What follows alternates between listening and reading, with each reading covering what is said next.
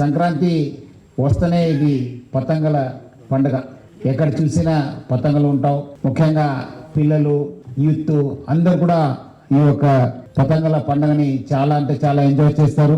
ముఖ్యంగా చైనీస్ మాంజా ఈ పతంగుల కోసము ప్రజలు, యూత్ అందరూ కూడా వాడుతుంటారు.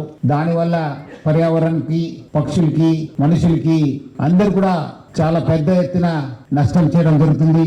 ఈ చైనీస్ మాంజా అనేది ఒక నైలాను, ఒక సింథటిక్ దారంతోనే తయారు చేయడం జరుగుతుంది.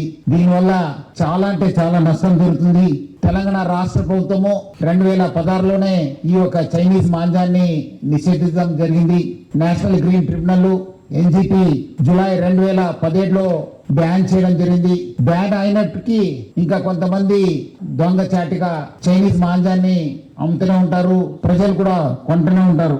హైదరాబాద్ సిటీ పోలీసు గత ఒక నెల పై నుంచి చాలా ఉక్కుపాదం ఓపించి ఈ ఒక చైనీస్ మాంజా పైన సో ఎవరెవరు పాత అఫెండర్స్ ఉన్నారు, ఎవరెవరు అమ్ముతున్నారు వాళ్ళపైన చాలా గట్టి నిఘా ఏర్పాటు చేయడం జరిగింది.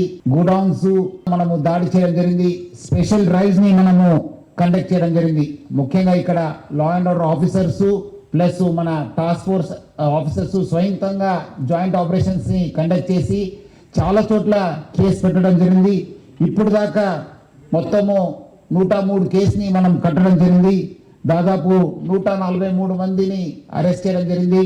1,24,52,000 పైన వాల్యూ ఉన్న బాబిన్స్ ని 6,226 బాబిన్స్ ని మనము సీజ్ చేయడం జరిగింది. సో దీని విలువ దాదాపు 1,24,52,000. మనకు ఈ ఒక ఎన్విరాన్మెంట్ ప్రొటెక్షన్ యాక్ట్ అనేది ఉంది 1986. ఇది కూడా చాలా ఒక మంచి యాక్టు. దీనిపైన కూడా చాలా మనము కేసెస్ కట్టడం జరిగింది. ఈ కేసులో బుక్ అయిన వాళ్ళకి 5 సంవత్సరం శిక్ష పడే అవకాశం కూడా ఉంటుంది.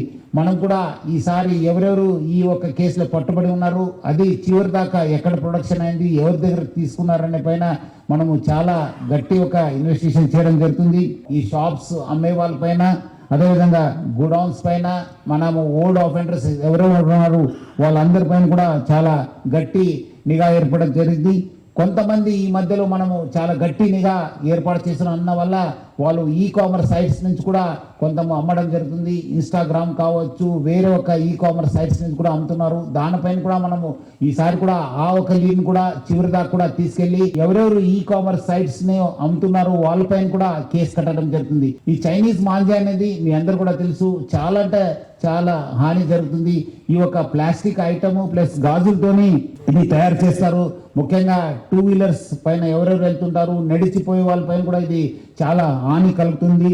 ముఖ్యంగా పక్షులకి, మనుషులకి బాగా మనము ఇది నష్టం జరుగుతుంది.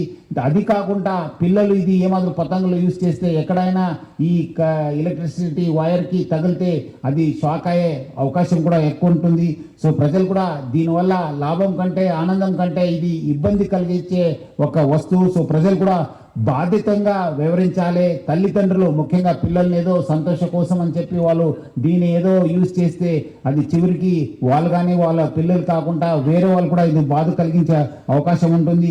సో ప్రజలందరూ కూడా కోరుతున్నాను, మీరు నూలు దారంని వాడాలి, దాన్నే ప్రోత్సహించాలని చెప్పి నేను హైదరాబాద్ సిటీ పోలీస్ తరఫు నుంచి కోరుతున్నాను. Say no to Chinese manja అని చెప్పి నేను కోరుతున్నాను. Be responsible. పేరెంట్స్ కూడా కొంచెము జవాబుదారీతంగా, అదేవిధంగా ప్రజలు కూడా జవాబుదారీతంగా వాళ్ళు పని చేయాలి. వాళ్ళందరూ కూడా అవగాహన తెచ్చుకోవాలని చెప్పి కోరుతున్నాను. సిటిజన్స్ కి, ముఖ్యంగా ప్రజలకి ఎక్కడైనా చైనీస్ మాంజా అమ్ముతున్నారంటే please dial 100, please dial 100. Otherwise మన వాట్సాప్ నంబర్ అయిన 9490616555కి 9490616555కి తెలియపరచాలని చెప్పి కోరుతున్నాను.